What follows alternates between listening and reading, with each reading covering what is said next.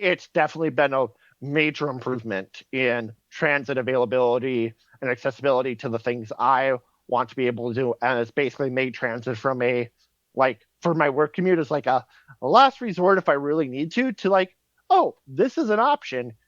And like, it's not a big deal, especially in the afternoons, to just like take transit home. Welcome to the Streets.mn podcast, the show where we highlight how transportation and land use can make our communities better places. Coming to you from the beautiful Wedge neighborhood of Minneapolis, Minnesota, I am your host, Ian R. Buck. Metro Transit has rolled out their first 2 suburban microtransit service areas after their pilot program in North Minneapolis was a success. The 2 service areas are in Roseville and Woodbury, and fortunately for us, Streets.mn board member Jeb Rach lives near one of them and works in the other. So let's chat with him about how the initial rollout has gone. I guess before we talk about Metro Micro, like, what was your commute like before?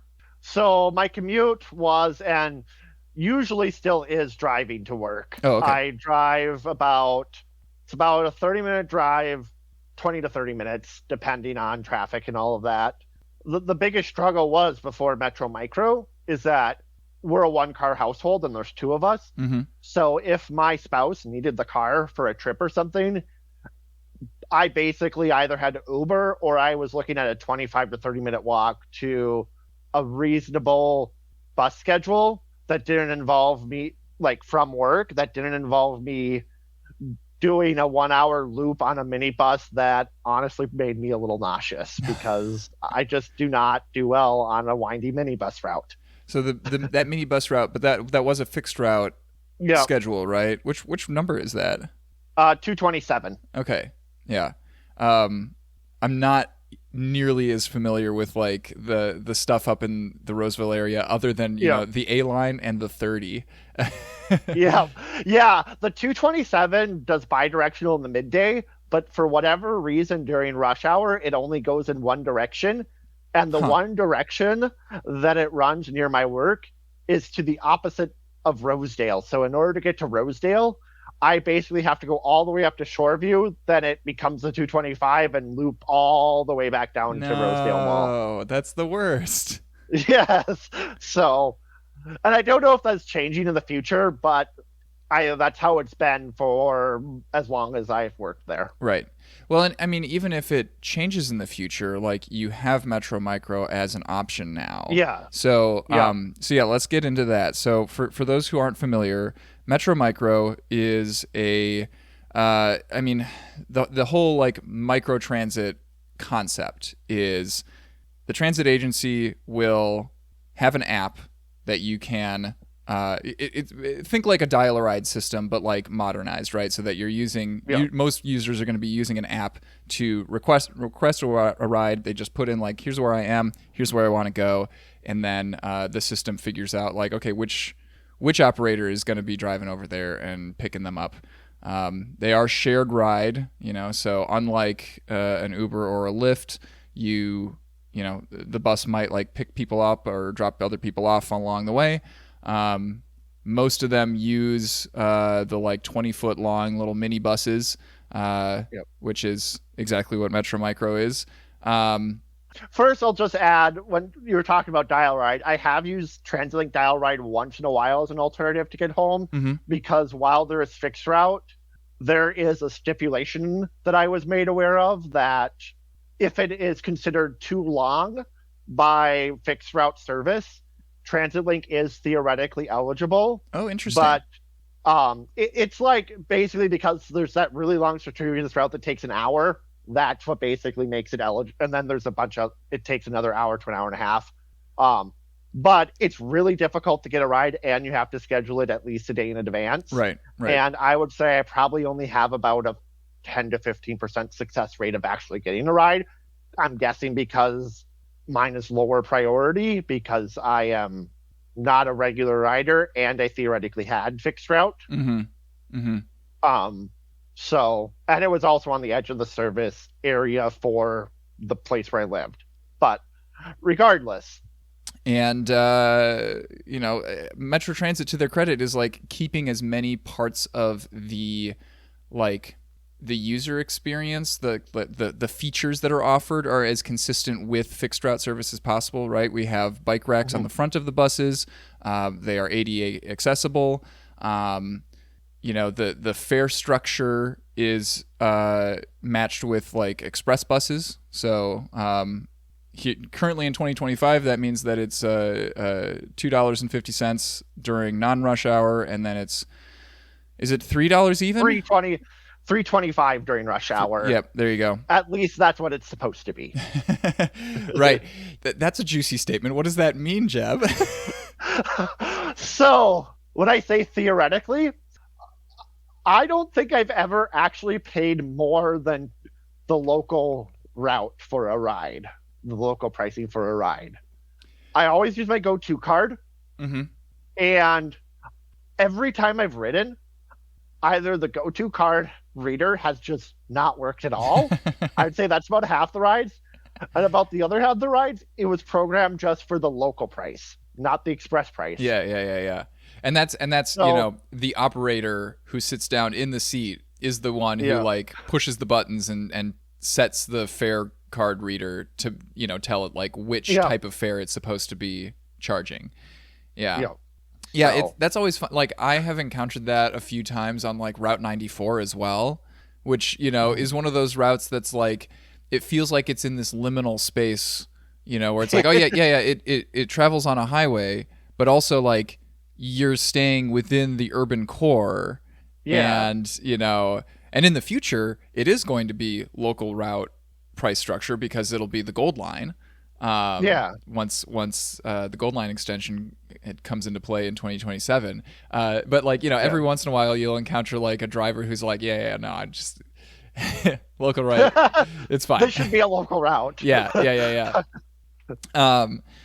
So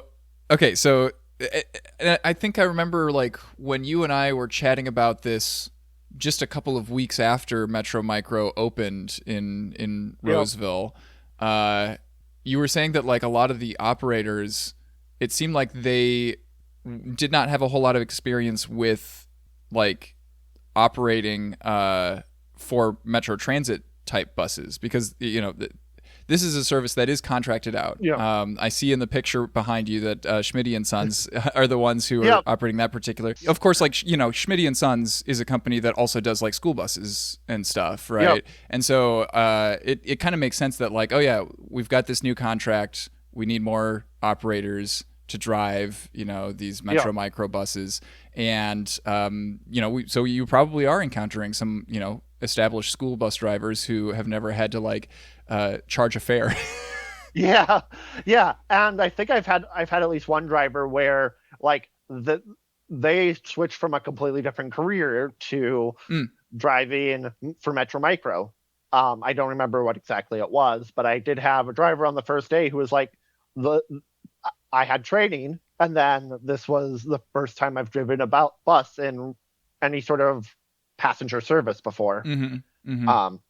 Good driver and all that. I wasn't worried at all because, like, unlike Uber and Lyft, they have much more comprehensive background checks. They're actually trained on the area. You have cameras all over the place. Right. So and a CDL holder is going to be held to a very high standard for, like it's surprisingly easy to lose a commercial driver's license. Yes. I felt very safe, even though it was his first day picking up passengers. Yeah. Okay. So fare structure is mushy. Yes. I don't know if day passes work. It would be one of my things where I'd be curious to know. I just don't. Oh, interesting. Really use that. Because I always just have my go-to card, and I find it simpler to just tap away and just let the system figure it out in the back end. Yeah, I think that's something I can definitely look up because it should just be like whatever covers express buses will also cover this. As far as I can tell, like transfers work good both ways. Like if I pay on the micro, I get the transfer. If I go from micro to mini, if I go from regular route to micro, I get the transfer there as well. Mm-hmm. All works pretty seamlessly. Yep. The one thing I will say that I think would be very confusing for the novice rider is that you either need a go-to card, you can pay cash on board, Mm-hmm. but if you want to pay with credit or debit card, you can't do it in the micro app. You have to download the separate Metro Transit app Mm-hmm. and pay for your fare in the Metro Transit app, which is completely separate from the micro app. Right, and then you And hold up that screen with like the pulsing blue circle. Yep. Mm-hmm. Yeah. Yep. So if you're like brand new to the system and you're someone who doesn't carry around a lot of cash, like I do, you are kind of like having to juggle two different apps, and it's not particularly intuitive. Right. Right. And I'm guessing that was intentional for microtransit, but I know with the vendor, because I think it's the same vendor for MVTA and a few other ones, you can have the option to pay in the app. Okay, so when you say vendor, you mean like the software developer who made the app, right? I know you can, because I've used the people that make that software, I believe, also make the software for where my spouse grew up in Central Iowa, and I've used that app a couple of times, and I just pay right in that same app. So I'm guessing that was an intentional choice, so that way they didn't, like, if you're transferring to fixed route, it wasn't a whole separate system and all of that. But it is not the clearest and most intuitive, right, if you're a brand new rider.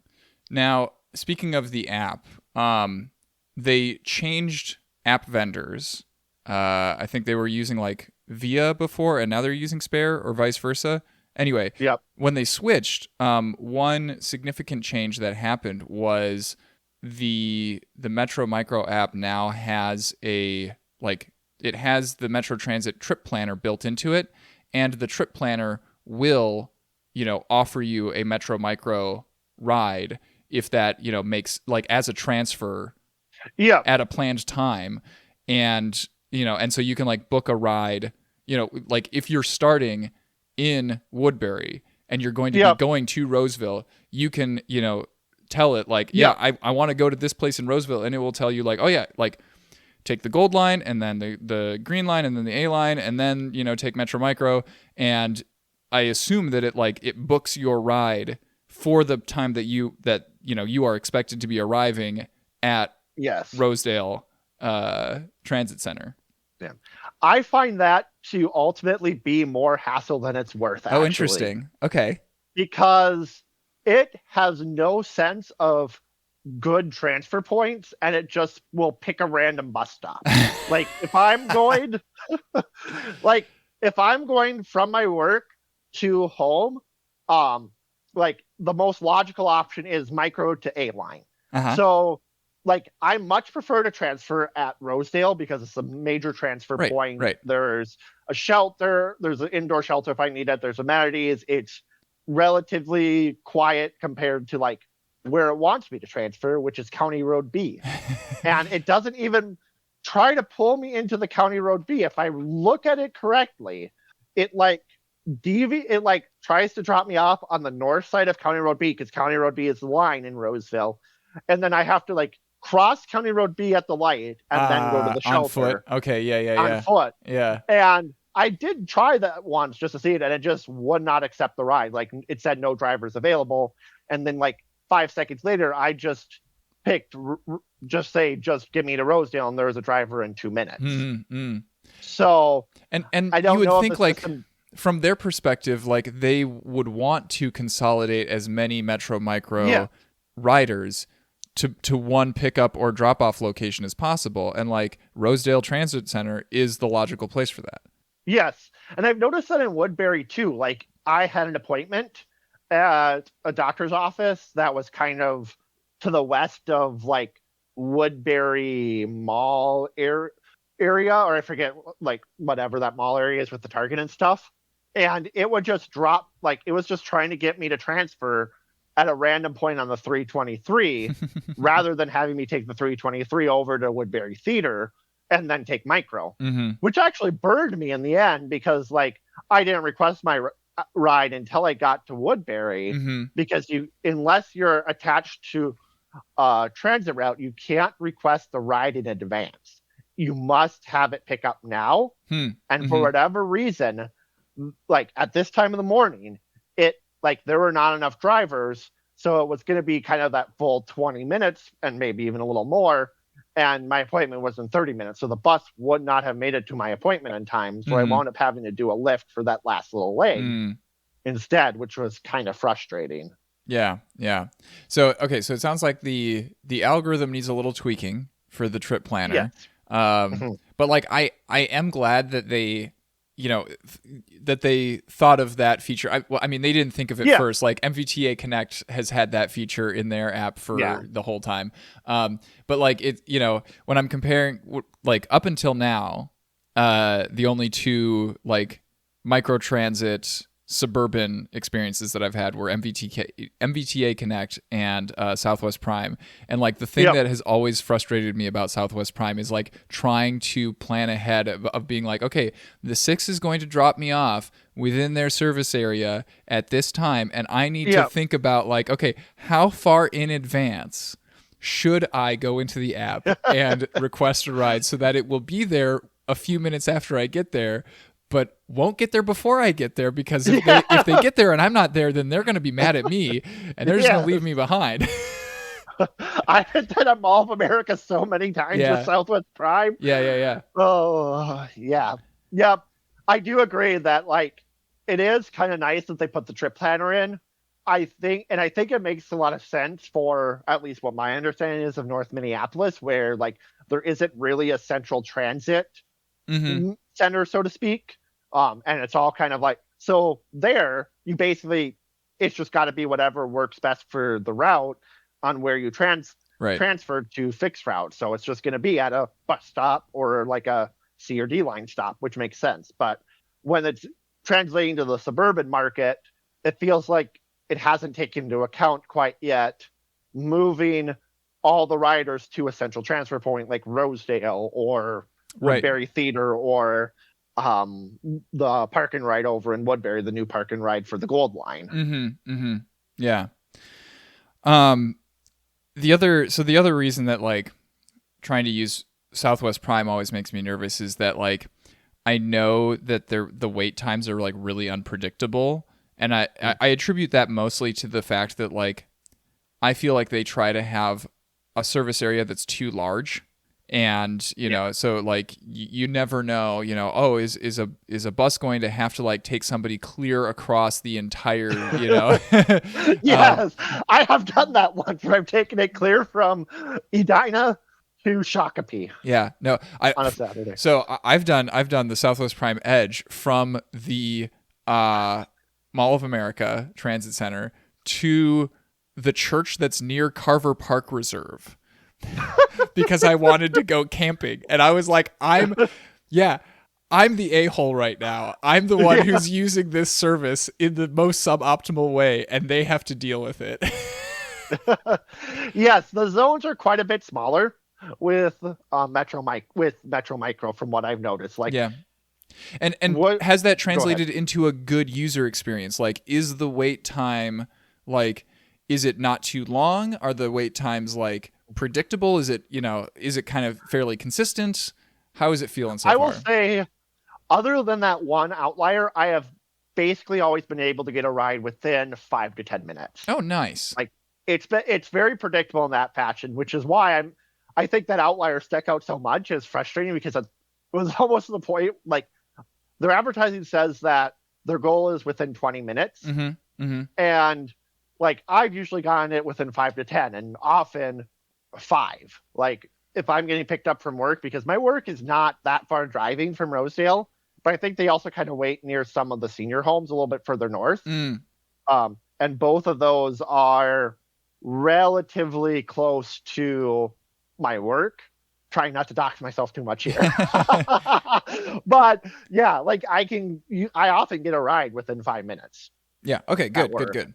Yeah, because the North Minneapolis service area, I mean, I haven't used it in a minute, but my understanding is that their wait times have kind of consistently been creeping up, and a lot of them are a 20-minute wait nowadays. So yeah. It's always a Yeah, tough thing to dial in.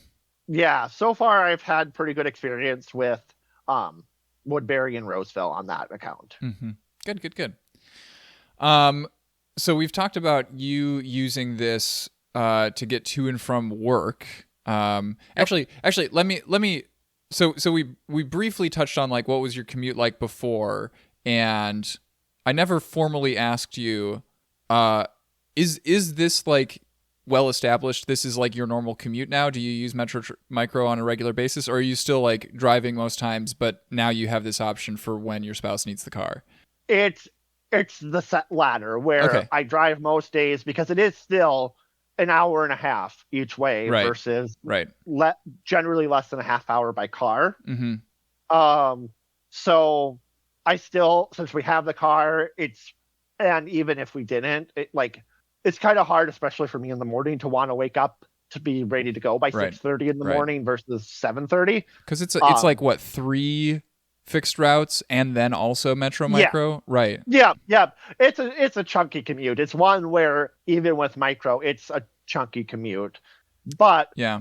it is extremely nice to have that option as a backup. It's a lot easier, especially in the afternoon where I don't mind as much a little bit longer wind down from work where I Mm. can be like, yeah, just take the car, um, and I'll just take the micro home. Right. Right. And I wonder if once the Gold Line extension is in place, if that's going to change the equation, because then would you be able to take like Gold Line and then transfer to the A line, and then yeah, that's like two fairly high speed and yes, frequent.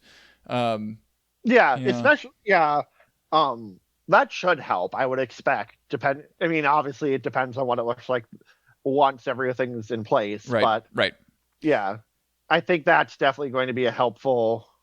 And they are being pretty smart about like where they have been planning these Metro Micro service areas. Like these first Yeah, two are anchored by a dedicated right of way BRT, the very first one that we have in the Twin Cities, and yeah, an arterial BRT route.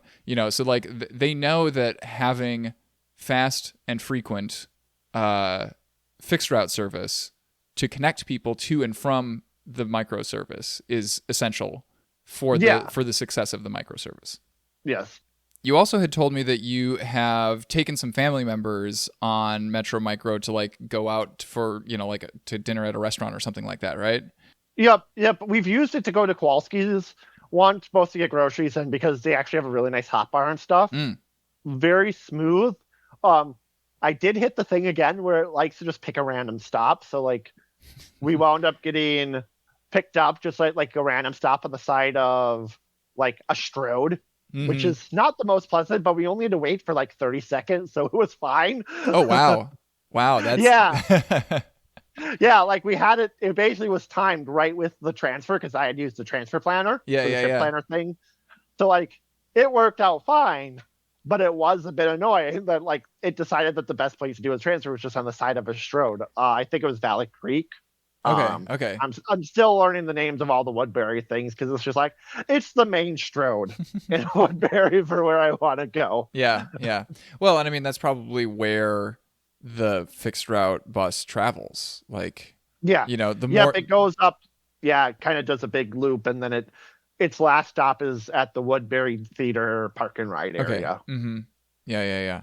The one other thing that I have noticed at Rosedale is that there is not signage yet for where the microbus picks up at the Rosedale Transit Center. Like there's Oh. gate A, B, and C, and they have all the numbers. But as far as at least when I've looked, none of them have like a little decal that says Metro Micro. Mm-hmm.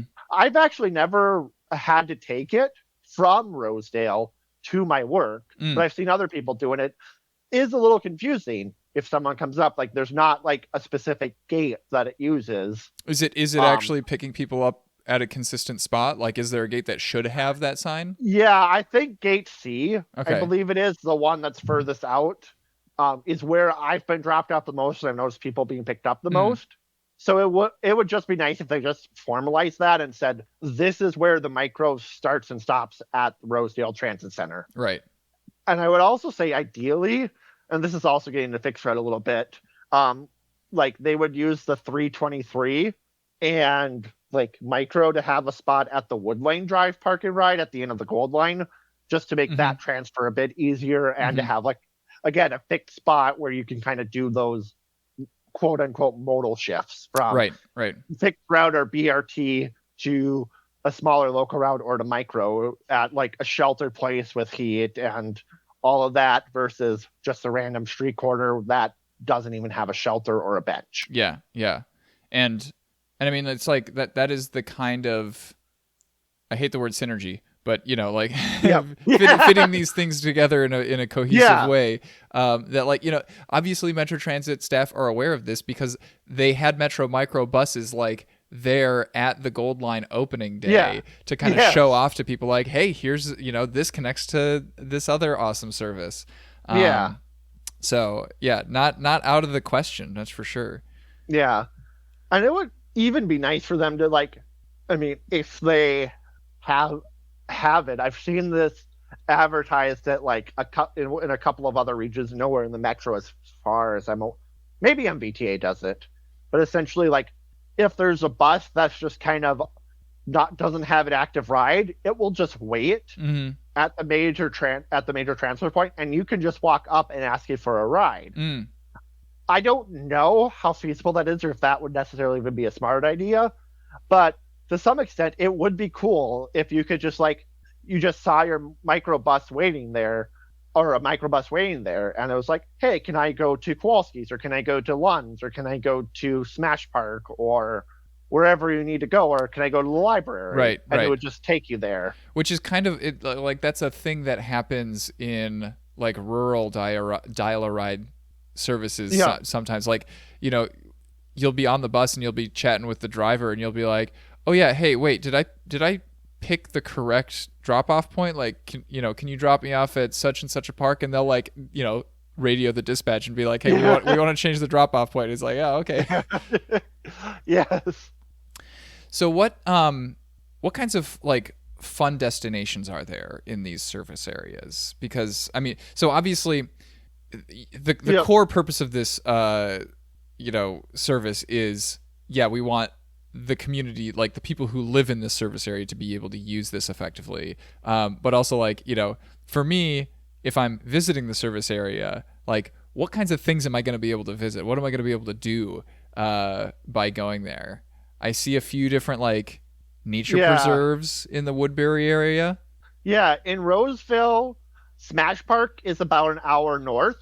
And it is served technically by the 225, but that runs only once an hour and very limited span of service and not at all on Sundays.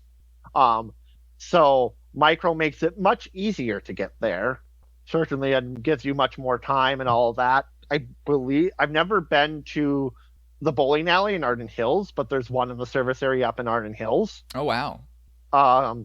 So that's definitely something that you could go to. What else is there in both of those areas? I mean, like there's plenty of restaurants. Yeah. Their maps are definitely like emphasizing a lot of schools that are in the service areas, which makes a lot of sense. I've seen the micro once in a while go to Roseville High School.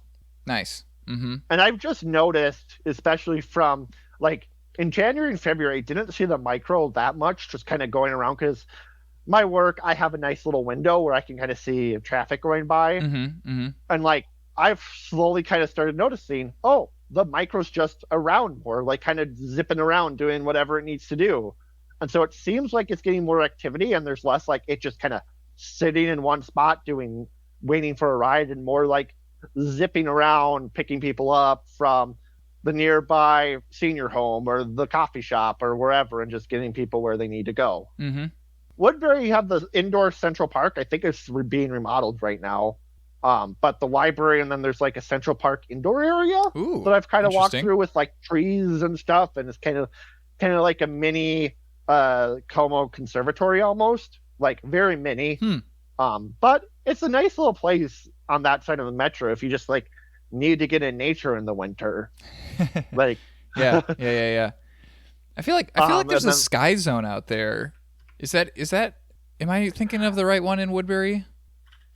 Maybe. I know that they're building, or like Topgolf has mentioned that they're building a Topgolf out in Woodbury, and I Oh think yeah, one of the I think that's right by appeals, the gold yeah, line, right? yeah, right by the Gold Line. But you could also use micro, like if you're Mm-hmm. in the Woodbury area outside of it to get there too. I'm just looking what else is kind of further away Oh in yeah, their area. yeah. There's Sky Zone is kind of on the edge of like the yeah, of the Metro microservice area. okay, Um, yeah. that's always a fun time. Yeah. I would say probably the biggest thing is there's a lot of shopping in Woodbury and a lot of chains that just aren't terribly easily accessible by transit any Mm-hmm. other way. Mm-hmm.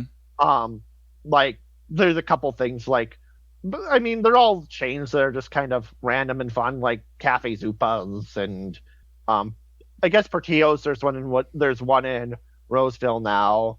I'm trying to remember what some of the other ones were, but like I think Cabela's is actually quite difficult if I remember right to get to via transit, but there is one in Woodbury now in the micro zone. Mm-hmm. Sorry, Alamo Draft House claims to still be open in Woodbury. I thought it closed. You heard it here You first, folks. you can go to Alamo Draft House um, on micro. and also near the Alamo Draft House is the Shriners Children's Hospital, which used to be in St. Paul, but they moved out to the suburbs, and that's kind of as close to like a destination medical facility that I think we Yeah. have in the Twin Cities, right? Where because they serve patients from all across the country, possibly the world, Yeah. because they're a specialty Hmm. place, and like one of my siblings has gotten services there, and like it's when we had to go out there, Shriners had to like book us a taxi to get out there. And I wonder if anybody's, like highlighted to them, like, hey, like patients can get there pretty easily now by taking like the Gold Line and then Metro Micro. Yeah, I'm just looking at their website here real quick. But I would hope that they would at least mention it for like people for like the families that maybe are not staying quite as close Mm-hmm. to it, or they just like need to get somewhere slightly different. I don't immediately see it, but I also don't know if I see. Oh, get directions. It just goes to a Google map. Um, God, I love when websites do that. Like, yeah, thank you. I know how to use Google yeah, Maps. yeah, but I do think that is something that ideally they could call out. Mm-hmm. And I mean, I have never gotten services there, so I do not know. But hopefully they're mentioning it to people, especially for like even just like getting around town. If you need to go to the grocery store or you need to go to a convenience store, you get to Target or whatever. Right, right. Um, it's just a nice amenity to have where like instead of having to wait for an Uber or Lyft or a taxi, you can just call Well, and it's orders the of magnitude cheaper. yeah, yeah, exactly. It's order of magnitude cheaper. You're getting a good reliable driver. It's ADA accessible. Mm-hmm. Um, Oh, that's and yeah, you that's huge for I imagine a lot yeah of the patients at Shriners. Yeah. Looking at these maps is giving me an idea of like, man, I should just like take some time during my summer and visit a bunch of the different like nature preserves and county parks and things, things that are yeah accessible within the various different microtransit areas that we have in the Twin Cities. Because I gotta get out, I gotta do more hiking. there you go.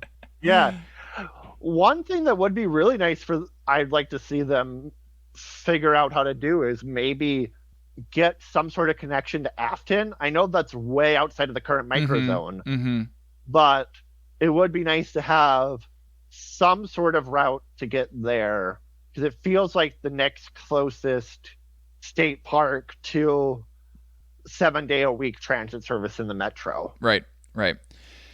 Yeah, and as we covered in the Transit to Trails episode, like, yeah, I would love to see. I think Afton State Park and Afton Alps are significant enough destinations that I feel like there should be like a shuttle. Like, Minnesota DNR should partner with either, Metro Transit, or like the DNR could like, just contract their own shuttle service to have like, like on the weekends, Friday through Sunday, like bring people out here in the morning, have a couple of rides that go out in the morning and then a couple rides in the evening that come back in, and like that'd be so great.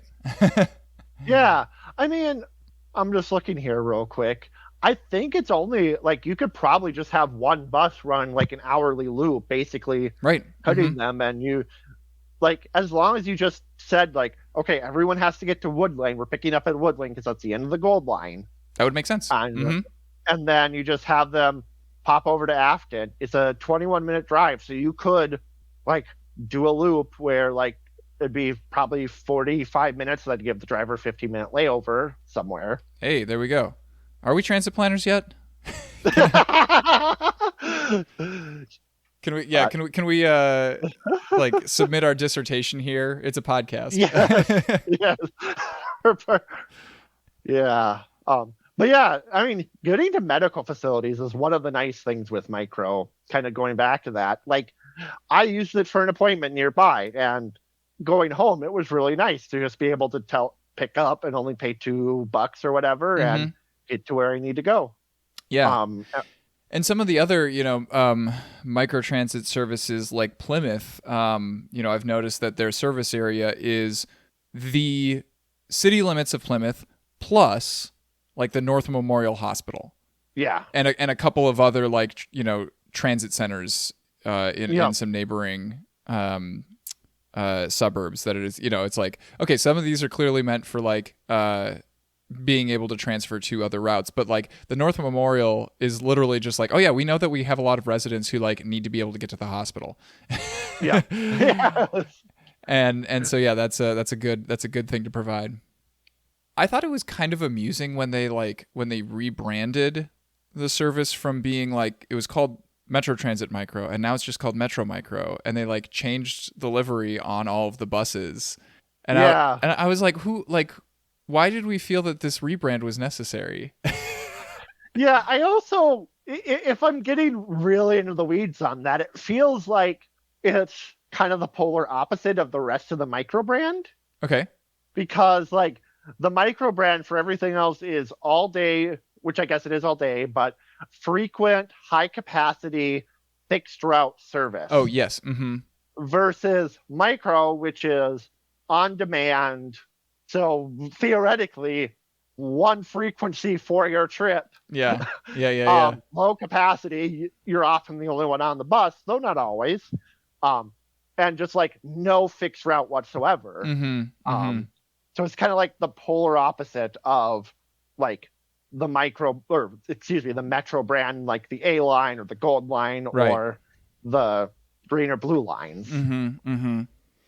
And, as Ian Gaeta has highlighted before, like the focus on the metro system is like kind of a problem because the high frequency network does not align perfectly with like the metro network, right? From a user's perspective, it's more important to me to know like which routes are going to arrive soon after I get to the transfer point than it is for me to know like which one of these has the nice branding name. And of course, like most of the metro routes are high frequency, but the red line is not, so it's like, I feel like the red line is its own political thing, and you could do a whole podcast on the red line and the politics behind it. I just pretend that that's like the white elephant of the metro system. It really is. Or the black sheep of the family, right? But it is one of those weird things for that. It also isn't on like the zone. At least on like the light rail and stuff and the Gold Line, the actual zone itself isn't on the system. Like you can't see how far you can get. I think I'd have to. You're talking about like micro is not shown on the zone. Yeah, I think it might be listed as like, oh, you can connect here to micro, and like it will announce like you are entering a metro microzone. Yes. But it's not like you could see like everywhere you can go within the microzone on the map. It's just like this is a transfer point to the microzone, so it's treated like basically any other bus route. Which I mean, it is a very good service, and I think it's on the same level as like a local suburban local bus service. But I'm not quite sure if. I guess I don't really care that much how it's branded. It's just the service that I use. It is very weird to see it as part of the Metro brand alongside the every 10-minute during weekdays Gold line. Well, and especially like, none of the Metro lines are contracted out to other companies, right? Not anymore. Yeah. That was a whole kerfuffle in 2020 with the Red Line, because the Red Line used to be operated by MBTA Schmitty and Sons, and then it switched to... Right. Well, because the Red Line wasn't even a Metro Transit route. It was an MBTA route. Yeah. Yeah, it was operated. Yeah. You are correct. That is a whole episode all on its own, and I definitely want to delve into that someday. But yes, at this time, all of the Metro routes are operated by Metro Transit, and I believe it is staying that way for the foreseeable future. Yeah. Okay. Good. I think the biggest improvement I would like to see is a way to schedule a ride with it, at least within a very limited period of time, but not right this second. Because sometimes a trip planner just doesn't do the transfer where it makes the most sense. And so it would be nice to be able to just either say, hey, I would rather transfer at Wood Lane, or I would rather transfer at Rosedale Mall. Or I would like to be able to say, okay, I will be there in an hour. Have a bus there as close to an hour as you reasonably can. Or I'll be there in 30 minutes type of thing. Like where I can say, I could schedule it to be 5 minutes after the scheduled arrival of the bus or whatever, versus having to gamble that it will be there within 5 or 10 minutes and it won't be kind of in a stretch. It's random once every 10% of the time where it seems like it's 20 to 25 minutes. Yeah. And beyond that, I also would love to see more streamlining and I don't think this is possible because you can't dictate what the opt-out systems decide to do. But I would love to see all of the different microtransit offerings in the Twin Cities have a consistent policy around things like, are you able to schedule rides ahead of time? And do they accept ideally all in one app? Right. Yeah. Do they accept a transfer from fixed route service to yeah, because there's all these different I feel like I need 3 different Venn diagrams. Visualize this. You just need a 50. You need a giant Excel spreadsheet just to determine. I need to visualize this as a 5-dimensional hypercube, right? Yeah. And I will say, to Metro Transit's credit, as far as I'm aware, they're the only system that reliably takes transfers in both directions. Yes. Yeah. I remember being on MVTA Connect one time, and they they hand you a transfer slip when you get off of MVTA Connect, and they're like, yeah, this will transfer you to any bus route. And I look at it, and it's got the MVTA logo on it and everything. And I'm like, would this transfer me to a Metro Transit route? And they're like, no, just MVTA. But that's okay because you're in MVTA's transit area. And I'm like, what if I get on the Orange Line? Yeah. What exactly. if and yeah, it's just these little. It just feels like it's not quite as cohesive. And the other thing I will say, and this is just microtransit in general, because I'm noticing that when I'm planning a trip to Toronto area as well, there are times where having micro as part of it, a trip planner, is really helpful, and knowing that. And you really have to dig through the websites of basically any transit agency, Metro Transit currently included, to figure out how to use micro as part of your trip, and even where micro runs and what are the hours and does it even work for your trip. To Metro Transit's credit, I believe I saw on one of the upcoming meetings that they're going to a new trip planner software that could incorporate micro at least into the Metro Transit website. that would be wonderful if they can have it be part of at least the Metro Transit trip planner. Like, I can understand, like, maybe the interoperability just can't be there to put it as something that's in, like, Google Maps or Right. the transit app or whatever. Yeah, Maybe that's the the APIs just ultimate aren't there. goal would be Yeah, like, yeah, we have an API that yeah, third-party map programs can use. That would be fantastic. Yeah. yes. But even just like being able to go on the Metro Transit website and being able to say I wanted to go from downtown St. Paul to the Kowalskis in Woodbury for whatever reason. Mm-hmm. Or I have a book at more realistic example, I have a book at the Woodbury Central Library that just isn't available anywhere else and I want to get that book. It would be really nice to be able to show Gold Line to Micro to get you there rather than just saying this trip is impossible or you're going to have to walk like a half hour to 45 minutes. Right. Yeah, and I mean like that would help so much with discoverability for people who are visiting the Twin Cities, who aren't familiar. Like, because whenever I visit a city, I don't want to have to go and navigate 5 different apps to figure out how to get to where I'm going. I just want to use the transit app.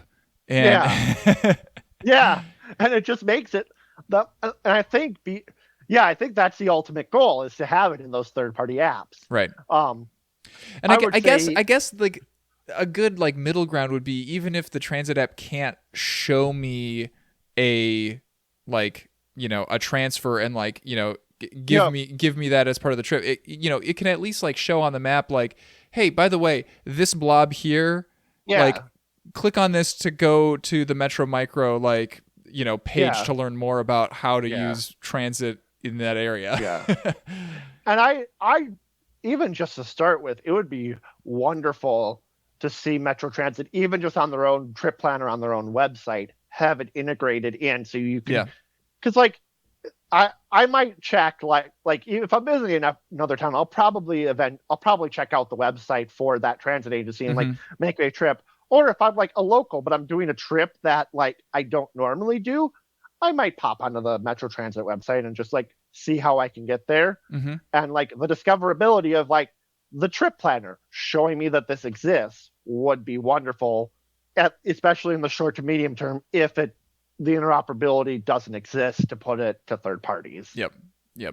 So, but yeah, other than that, I would say it's definitely been a major improvement in transit availability and accessibility to the things I want to be able to do. And it's basically made transit from for my work commute is like a last resort if I really need to like, oh, this is an option.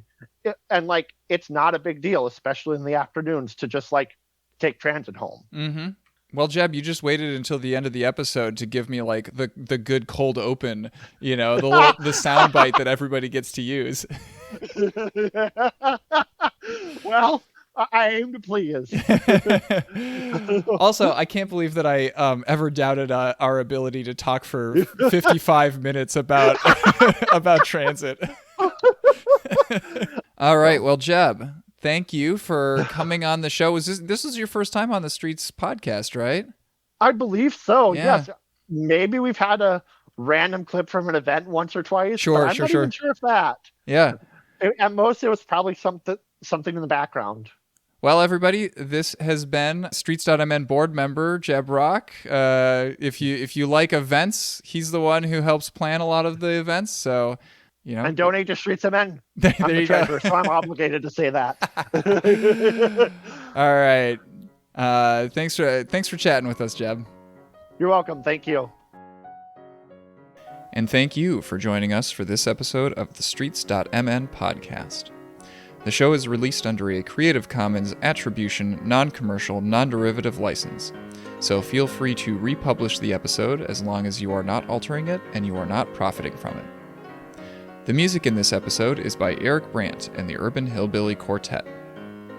This episode was hosted, edited, and transcribed by me, Ian R. Buck.